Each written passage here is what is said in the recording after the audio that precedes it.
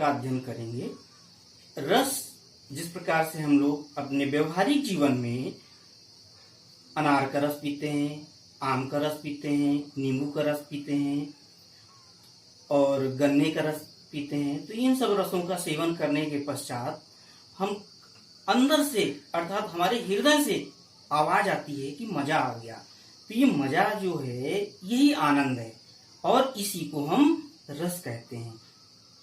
काव्य शास्त्र के अंतर्गत आचार्य भरत मुनि ने सर्वप्रथम रस का उल्लेख किया था और उन्होंने रस की परिभाषा बताई थी, विभावा अनुभव व्यभिचारी भाव संयोग रस निष्पत्ति, अर्थात विभाव अनुभव व्यभिचारी भाव के संयोग से रस की उत्पत्ति होती है। तो जिस प्रकार से हम व्यवहारिक जीवन में रस की अनुभूति करते हैं निरंतर अनेक प्रकार के रसों का सेवन करने के पश्चात, ठीक उसी प्रकार से कहानी, नाटक, उपन्यास या फिल्म देखने के पश्चात हमें अंदर से अनुभूति होती है आनंद की। उस आनंद को ही हम रस कहते हैं।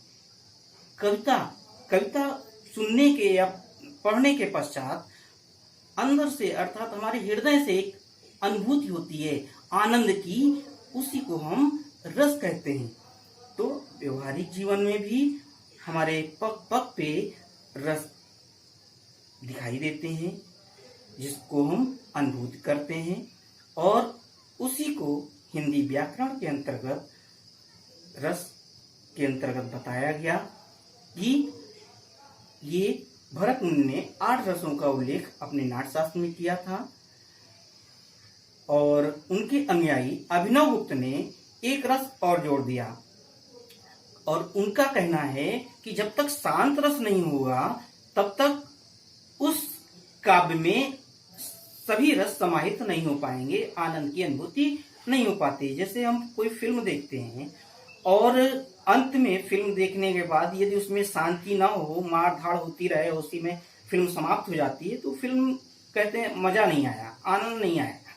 और जब फिल्म अंत में शांति हो जाती है, पूरे परिवार इकट्ठे हो जाते हैं, सब शांति व्याप्त हो जाती है परिवार में, तो फिल्म कहते हैं बहुत अच्छी फिल्म थी, सब लोग एक हो गए। नायक और नायिका जब फिल्म स्टार्ट होती है तो उस समय उनके बीच में अनेक प्रकार के रसों का उल्लेख होता है। प्रेम प्रसंग चलता है तो वहाँ श्रृंगार रस, और जब हास्य रस होता है, हंसी आती है तो हास्य रस, रौद्र मार धाड़ का दृश्य दिखाई देता है तो वहाँ पर रौद्र रस, करुण रस, इस प्रकार के विभत्स रस, सभी रसों का वहाँ उल्लेख होता है। लेकिन जब फिल्म समाप्त होती है तो उस समय वहाँ पर सब परिवार एक हो जाता है और नायक नायिका एक हो जाते हैं, उनके माता पिता उनका ब्याह करा देते हैं, तब वहाँ पर शांति स्थापित हो जाती है, तो शांत रस वहाँ पर आ जाता है, सब लोग अच्छे से अपना जीवन यापन करने लगते हैं। तो इस प्रकार से अभिनव गुप्त ने कहा कि जब तक शांत रस नहीं होगा तब तक वहाँ पर वो अच्छा नाटक नहीं हो सकता। और उसके पश्चात कुछ आचार्यों ने एक रस और उसमें जोड़ दिया, वात्सल्य रस। उनका कहना है कि पुत्र के प्रति प्रेम या वत्सलता जब तक नहीं होगी तब तक उस नाटक में आनंद की अनुभूति नहीं हो सकती। तो उन्होंने एक रस और जोड़ दिया। इस प्रकार से जो ईश्वर के प्रति प्रेम करते हैं तो वहाँ भगवत विषयक रस होती है, तो एक और नया रस आ गया, उसमें जीव गोस्वामी जी ने जोड़ दिया। उन्होंने कहा, रूप गोस्वामी ने जोड़ दिया और उन्होंने कहा कि ये भक्ति रस हो गया। तो इस प्रकार से प्रश्न 3 प्रकार से पूछे जाते हैं। एक पूछा जाएगा आचार्य भरत मुनि के अनुसार रसों की कुल संख्या कितनी है, तब बताया जाएगा कि 8, क्योंकि उन्होंने अपने नाट्यशास्त्र में 8 रसों का ही उल्लेख किया था। और जब पूछा जाए रसों की कुल संख्या कितनी है, तब बताया जाएगा कि 9। अभिनव गुप्त ने शांत रस को जोड़कर 9 रसों का उल्लेख किया है। उसके पश्चात वर्तमान में यदि पूछा जाए कि कुल रसों की संख्या कितनी है, तब उसका उत्तर होगा 11। तो 3 प्रकार से प्रश्न पूछे जाते हैं। तो सर्वप्रथम आइए श्रृंगार रस और उसका स्थायी भाव रति। उसके बाद वीर रस, उसका स्थायी भाव उत्साह। फिर करुण रस, करुण रस का स्थायी भाव शोक। विभत्स रस, उसका स्थायी भाव जुगुप्सा। अद्भुत रस, इसका स्थायी भाव विस्मय। रौद्र रस, इसका स्थायी भाव क्रोध। उसके पश्चात शांत रस, शांत रस का स्थायी भाव निर्वेद। भक्ति रस, इसका स्थायी भाव भगवद विषयक रति। वात्सल्य रस, इसका स्थायी भाव वत्सलता। तो इस प्रकार से कुल 11 रसों का स्थायी भाव निम्न प्रकार से हमने बताया। तो इन रसों के साथ साथ स्थायी भाव का बहुत बड़ा योगदान है। हमारे हृदय में स्थायी रूप से जो भाव विद्यमान होते हैं उन्हें हम स्थायी भाव कहते हैं। वो अनुकूल वातावरण देखने के पश्चात ये सभी भाव जागृत हो जाते हैं। जैसे मूवी में जब प्रेम प्रसंग चलता है तो वहाँ रति, जब मार धाड़ का दृश्य दिखाई देता है तब वहां पर रौद्र रस, जब किसी की डेथ हो जाती है, मृत्यु हो जाती है, तब वहां पर करुण रस। तो ये सभी रसों का उल्लेख निरंतर होता रहता है और हमारे भाव जागृत होते रहते हैं। बस वातावरण वैसा जागृत होता है, हमारे हृदय में स्थायी रूप से ये सभी भाव निवास करते हैं, इसलिए उसको स्थायी भाव कहा गया है। तो इस प्रकार से रस मुख्य रूप से हमने बताया। अब रस के मुख्य 4 अंग हैं: स्थायी भाव, विभाव, अनुभाव, व्यभिचारी भाव। तो स्थायी भाव जो भी हमने बताया कि वो हमारे हृदय में निरंतर विद्यमान रहते हैं, अनुकूल वातावरण पाने के पश्चात वो जागृत हो जाते हैं।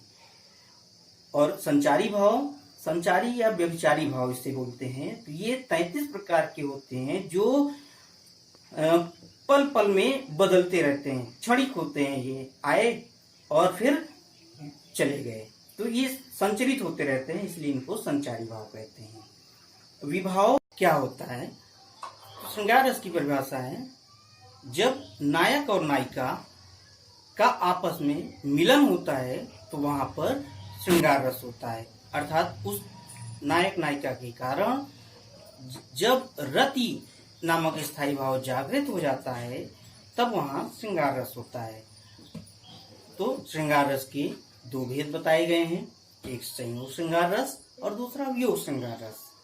संयोग श्रृंगार रस की परिभाषा, जब किसी काव्य में या नाटक में नायक और नायिका का आपस में मिलन होता है तो उस मिलन के कारण जो स्थायी भाव जागृत होता है, अर्थात रति नामक स्थायी भाव जब जागृत होता है तो उसे हम संयोग श्रृंगार रस कहते हैं। जैसे बिहारी जी का एक बहुत चर्चित दोहा है, बतरस लालच लाल की मुरली धरी लुकाए, सौं करे भौहन हंसे दैन कहे नटी जाए।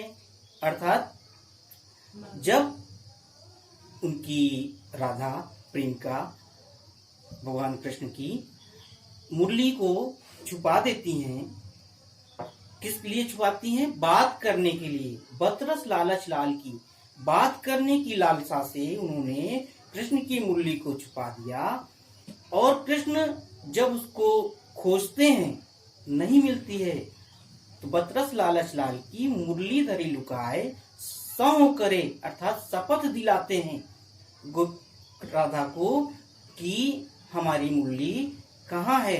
सौं करे भौवन हंसे दैन कहे नट जाए। जब वो शपथ दिला के मांगते हैं तो वो भौं के माध्यम से हंसती हैं और जब देने के लिए कहते हैं कि मुरली मेरी दे दो तो वो नट जाए, अर्थात वो मना कर देती हैं कि नहीं, हम नहीं जानते हैं आपकी मुरली। और फिर वो हंसती हैं और उनके इस प्रकार के एक्टिविटी को देखकर आपस में प्रेम भाव जागृत होता है और इसीलिए यहाँ पर संयोग श्रृंगार रस कहा गया है। ठीक इसी प्रकार से वियोग श्रृंगार रस, जहां पर नायक और नायिका के बिछड़ जाने का प्रसंग होता है, वहां पर वियोग श्रृंगार रस होता है। जैसे मलिक मोहम्मद जायसी ने एक बहुत अच्छा उदाहरण प्रस्तुत किया है। पिय से कहो संदेशड़ा, हे भौरा हे काग, सो धन विरही जरिमुई, ताहि धुआं हम लाग। इससे अच्छा वियोग श्रृंगार का उदाहरण और मिल ही नहीं सकता। इसमें उन्होंने बताया है, जब रानी अपने पति के वियोग में अपना जीवन व्यतीत करने लगती हैं और उस समय उन्होंने कौवे और भौरे का उदाहरण देकर उनसे कहा कि जाओ मेरे पति के पास और उनसे कहना कि तुम्हारे वियोग में तुम्हारी पत्नी का ये हाल हो गया कि वो इस प्रकार से जल रही है, उसका जो धुआं निकला वो धुआं हमारे शरीर में लग गया और हम काले पड़ गए। कौवा भी काला और भौरा भी काला। तो यहाँ पर विरह की अग्नि इस तरह से प्रज्वलित दिखाई गई कि उसके अग्नि से जो धुआं निकला वो जल कर वो काले पड़ गए। तो यहाँ पर वियोग का बहुत अच्छा वर्णन उन्होंने किया है।